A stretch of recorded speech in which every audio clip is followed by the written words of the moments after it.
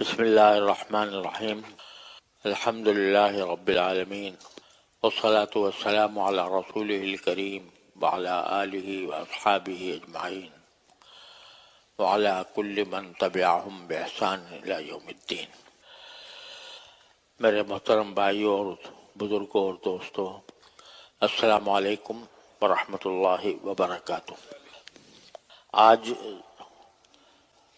چونکہ شعبان کا مہینہ شروع ہو چکا ہے اور امید ہے کہ انشاءاللہ منگل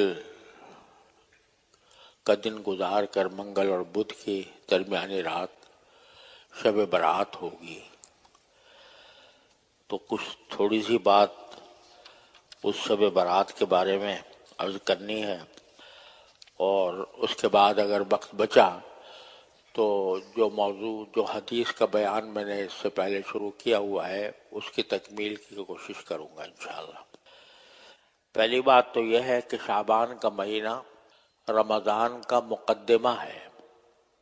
الحمدللہ رمضان آنے والا ہے، اور بعض روایات میں آتا ہے کہ نبی کریم صلی اللہ علیہ وسلم رجب کے مہینے میں جب چاند دیکھتے تھے تو یہ دعا فرماتے تھے کہ اللہم بارک لنا فی رجب و شعبان وبلغنا رمضان، اے اللہ ہمارے لیے رجب اور شعبان کے مہینوں میں برکت عطا فرمائیے اور ہمیں رمضان تک پہنچا دیجیے۔ دوسرے، اس مہینے کی ایک خصوصیت یہ ہے کہ رسول کریم سرور دو عالم صلی اللہ علیہ وسلم اس مہینے میں بکثرت روزے رکھتے تھے۔ حضرت عائشہ صدیقہ رضی اللہ تعالیٰ عنہ فرماتی ہیں کہ رمضان کے علاوہ کسی مہینے میں بھی آپ اتنے زیادہ روزے نہیں رکھتے تھے جتنے شعبان کے مہینے میں رکھا کرتے تھے۔ تو شعبان، پورے شعبان میں ہر دن، کسی بھی دن انسان روزہ رکھے تو اس کی بڑی فضیلت ہے۔ خود رسول کریم سرور دو عالم صلی اللہ علیہ وسلم بکثرت اس میں روزے رکھا کرتے تھے۔ البتہ اگر کوئی شخص روزے رکھ رہا ہو شعبان میں تو اس کو رسول کریم صلی اللہ علیہ وسلم نے یہ ہدایت دی کہ رمضان کے آنے سے ایک دن یا 2 دن پہلے روزے چھوڑ دے، تاکہ جب رمضان شروع ہو تو رمضان کی روزوں کا اہتمام زیادہ قوت کے ساتھ کیا جا سکے۔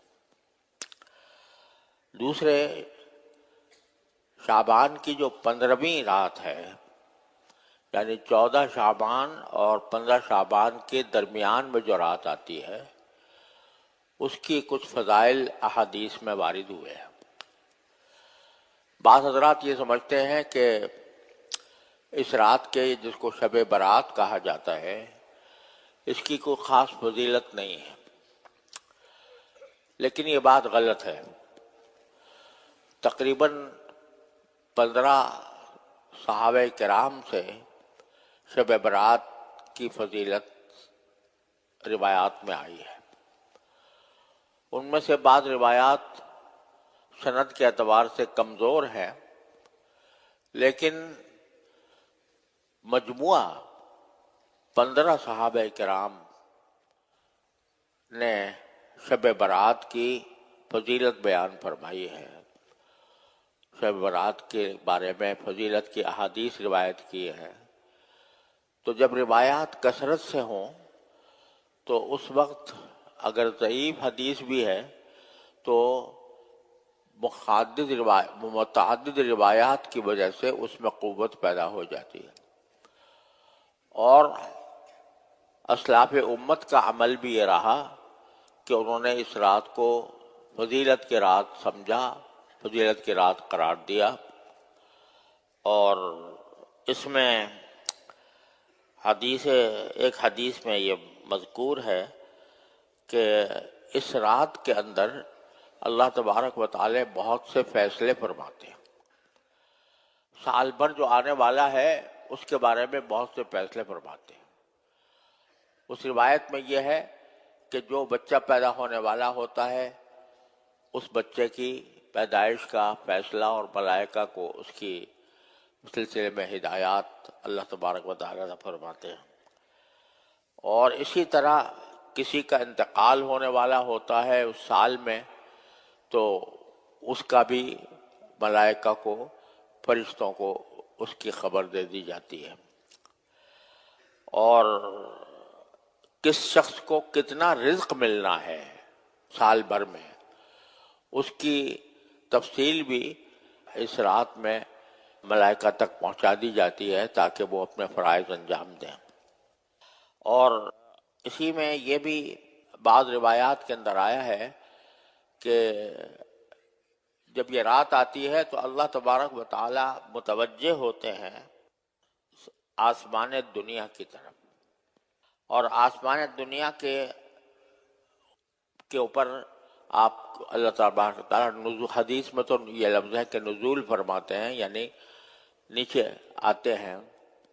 اور اس وقت میں اللہ تعالیٰ کی طرف سے ایک منادی یہ آواز لگاتا ہے کہ اللہ میں مستغفرن فاغفر اللہ، ہے کوئی استغفار کرنے والا، گناہوں کی معافی مانگنے والا جس کی میں مغفرت کروں.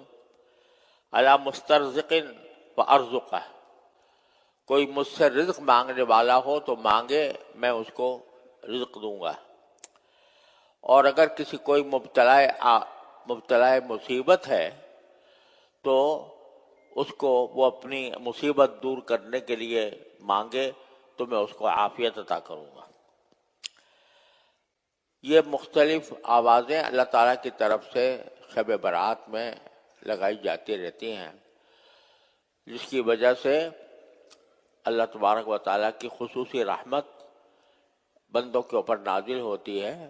لہذا اس میں اس رات کے عبادت میں گزارنا اور اس رات کو اللہ تعالیٰ کی بارگاہ میں دعائیں کرنا یہ بزرگوں کا معمول رہا ہے، اور اس معمول کی وجہ سے شب برات کو ایک خصوصی حیثیت حاصل ہے. لیکن اس رات کو گزارنے کے لیے کوئی لمبے چوڑے چراغاں کی یا جلسوں کی یا خاص مجلسیں متعین کرنے کی کچھ ضرورت نہیں ہے، بلکہ یہ رات اس لیے ہے کہ بندہ اپنے پروردگار سے تعلق قائم کرے براہ راست، وہ ہو اور اس کا اللہ ہو. اللہ تبارک و تعالیٰ کے ساتھ رشتہ قائم کر کے، اللہ تبارک و تعالیٰ کے ساتھ رابطہ قائم کر کے وہ عبادت بھی کرے اور اللہ تعالیٰ سے دعائیں بھی مانگے. عبادت میں سب سے اعلیٰ عبادت رات میں ہے کہ نماز، نفلی نماز. وہ نفلی نماز بہتر یہ ہے کہ جتنی لمبی قراءت کے ساتھ ہو، جس کو کوئی جتنا قرآن کریم زیادہ یاد ہے تو وہ زیادہ تلاوت کرے قیام میں، اور رکوع میں اللہ تبارک و تعالیٰ کی حمد و ثنا کے جتنے کلمات ہیں وہ زیادہ سے زیادہ پڑھے. سبحانک اللہم وبحمدک لا الہ الا انت وحدک لا شریک لک استغفرک واتوب الیک. اسی طرح جو ایک دعا عام طور سے تراویح کے وقفوں کے اندر لوگوں کے اندر مشہور ہے، سبحان ذی الملک والملکوت، سبحان ذی العزت والعظمت والجلال والجمال والکمال والکبریاء والجبروت، سبحان الملک الحی القیوم الذی لا ینام ولا یموت، سبوح قدوس ربنا ورب الملائکۃ والروح. یہ تراویح کے دوران پڑھنے کے لیے عام طور سے کہا جاتا ہے. اس کا تو کوئی ثبوت ہے نہیں کہ تراویح کے وقفوں کے اندر یہ دعا پڑھنے کا، پڑھ لے تو کوئی حرج بھی نہیں ہے، لیکن یہ کوئی سنت نہیں ہے، نہ کوئی یہ کوئی خاص اس کے لیے متعین ہے.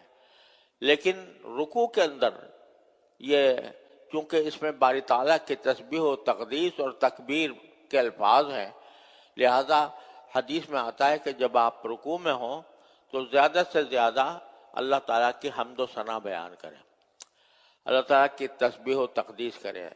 سبحان ربی العظیم پڑھنا تو معروف ہے، رکوع کے اندر، لیکن اس کے علاوہ جو کلمات تسبیح و تقدیس کے ہیں وہ زیادہ سے زیادہ استعمال کریں. سبوح قدوس ربنا ورب الملائکۃ والروح، سبحان ذی الملک والملکوت، سبحان ذی العزت والعظمت والہیبۃ والجلال والجمال والکمال والکبریاء والجبروت، سبحان الملک الحی القیوم الذی لا ینام ولا یموت، سبوح قدوس. یہ سارے کلمات جو باری تعالیٰ کی تسبیح اور باری تعالیٰ کی تکبیر اور اس کی حمد پر دلالت کرتے ہیں، ان کا زیادہ سے زیادہ رکوع کے اندر پڑھنا بہتر ہے. رسول کریم صلی اللہ علیہ وسلم نے فرمایا کہ رکوع کی حالت میں زیادہ سے زیادہ اللہ تعالیٰ کی تسبیح اور حمد کرو، حمد و ثنا کرو، اور سجدے میں زیادہ سے زیادہ دعا کرو. یہ نفلی نماز کی بات کر رہا ہوں، تو نفلی نماز شب برات کے اندر پڑھنی ہے، اس میں اس بات کا لحاظ لمبا قیام ہو، لمبی صورتیں پڑھی جائیں، اور رکوع لمبے ہوں اور سجدے لمبے ہوں. اس طرح کم از کم 8 رکعتیں، اور اگر ہو سکے تو اس سے بھی زیادہ رات کے وقت میں پڑھنا یہ مسنون ہے، اور یہ اس کا اہتمام کرنا چاہیے. باقی نہ کوئی چراغاں کا اہتمام کوئی سنت ہے، اور اس کو سنت سمجھ کر چراغاں کرنا یہ بدعت ہے. اور اسی طرح کوئی خاص نماز بھی بعض لوگوں نے بنائی ہوئی ہے کہ شب برات کی فلاں نماز ہوتی ہے، اس کا خاص طریقہ ہوتا ہے. ایسا کچھ نہیں ہے، کوئی خاص طریقہ مقرر نہیں ہے، بلکہ جو عام طریقے سے جس طرح تہجد پڑھی جاتی ہے یا عام طریقے سے جس طرح نماز پڑھی جاتی ہے، اسی طرح شب برات کی نماز بھی ہے. دونوں میں کوئی خاص فرق نہیں ہے. اور کوشش یہ کرنی چاہیے کہ جتنا انسان خلوت میں ہو، تنہائی میں براہ راست اللہ تبارک و تعالیٰ کے ساتھ رابطہ قائم کرے. اس میں جلسے کرنا، اس میں تقریریں کرنا، اس میں اجتماعات کرنا، اس میں دعوتیں کرنا، اس میں کوئی جشن منانا، یہ سب فضول کام ہے، اور اس کا شب برات کے عظمت سے، اس کی ہیبت سے کوئی تعلق نہیں. اس سے بچنا چاہیے، اور خلوت میں، تنہائی میں اللہ تبارک و تعالیٰ کے ساتھ تعلق قائم کرنا چاہیے. تو یہ، اور شب برات کے بعد جو اگلے دن آتا ہے اس کے اندر لوگ روزہ بھی رکھتے ہیں بسا اوقات. وہ روزہ کسی صحیح حدیث سے ثابت نہیں ہے. اس روزے کا ثبوت کوئی کسی حدیث سے صحیح حدیث سے نہیں ہے. جو حدیث اس بارے میں آئی ہے وہ بہت ہی کمزور ہے، اور بعض حضرات نے اس کو موضوع تک کہا ہے. لیکن یہ بات میں پہلے ہی عرض کر چکا ہوں کہ شعبان کے مہینے میں جتنے زیادہ روزے رکھے جائیں اتنا بہتر ہے. لہذا اس دن بھی اگر روزہ رکھ لے کوئی آدمی، اس نیت سے نہیں کہ اس رات کے بعد خصوصی اس کی کوئی فضیلت ہے، بلکہ اس نیت سے کہ شعبان کے روزے اللہ تعالیٰ کو زیادہ محبوب ہیں. نبی کریم صلی اللہ علیہ وسلم کی سنت تھی کہ شعبان میں کثرت سے روزہ رکھا کرتے تھے. تو اور دن میں نہیں رکھ سکا تو چلو 15 شعبان کو رکھ لوں. اس نقطہ نظر سے تو رکھنے میں کوئی حرج نہیں ہے، لیکن یہ سمجھنا کہ اس 15 شعبان کا روزہ کوئی خصوصی اہمیت رکھتا ہے یا خصوصی فضیلت رکھتا ہے، یہ خیال درست نہیں ہے. لیکن ہر دن ہی روزہ رکھنا ثواب ہے شعبان میں، تو اس دن بھی رکھ لینے میں کوئی حرج نہیں ہے. خلاصہ یہ کہ یہ اللہ تبارک و تعالیٰ مختلف طریقوں سے ہم لوگوں کو اپنی طرف متوجہ فرماتے ہیں، اپنی طرف کھینچتے ہیں.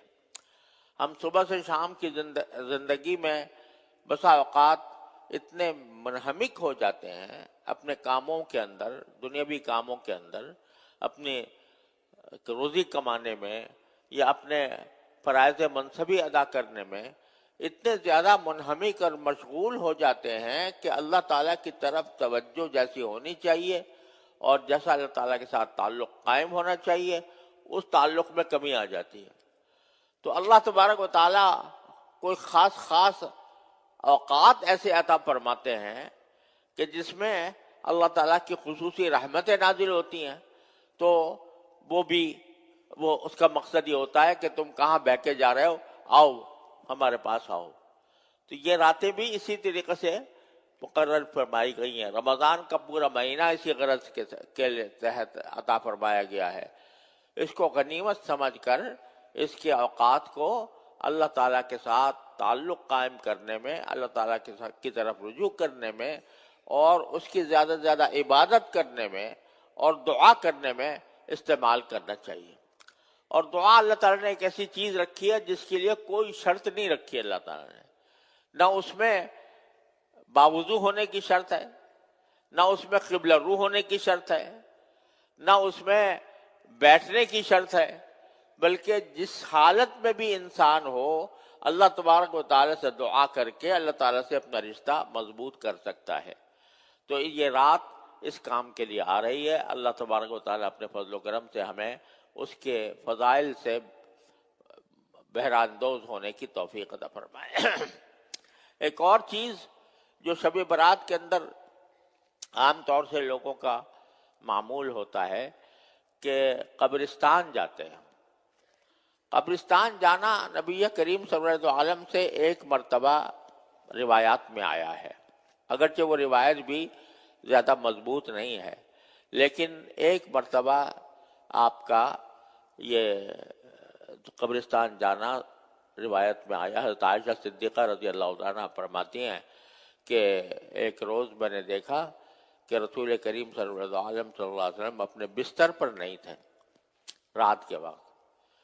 تو مجھے کچھ شبہ ہوا کہ کہاں آپ تشریف لے گئے ہیں، تو میں باہر نکلی تو دیکھا کہ آپ بقیع کے قبرستان کی طرف تشریف لے گئے ہیں۔ وہاں پر آپ گئے اور جا کر وہاں پر آپ نے اللہ تبارک و تعالیٰ سے دعا کی، اور اس دعا میں وہ بھی شریک تھے۔ اس دعا کے اندر جو قبرستان میں جو اموات تھیں ان کے حق میں بھی دعا فرمائی، اور اس وقت حضرت عائشہ صدیقہ رضی اللہ تعالیٰ سے فرمایا کہ یہ رات ایسی ہے، اس کی فضیلت بیان فرمائی۔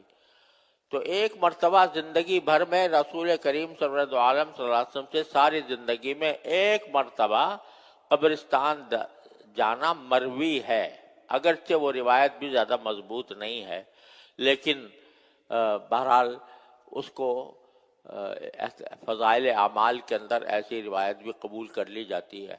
لہذا اگر ایک مرتبہ حضور تشریف لے گئے تو آدمی اگر اسی نیت سے، اس سنت کی اتباع کے نیت سے قبرستان جائے اور جا کر مردوں کے لیے دعا کرے تو اس میں کوئی حرج نہیں ہے، اچھی بات ہے۔